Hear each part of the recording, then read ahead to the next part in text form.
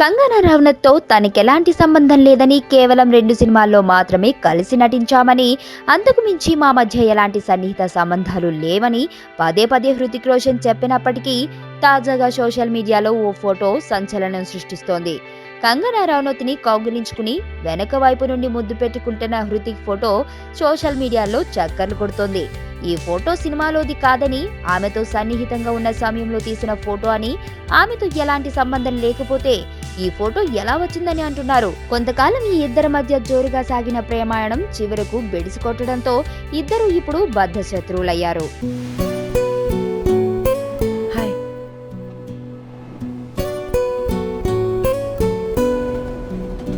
అనసూయ రామలింగం.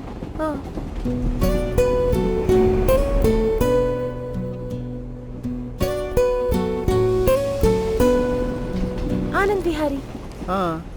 అదే ఆ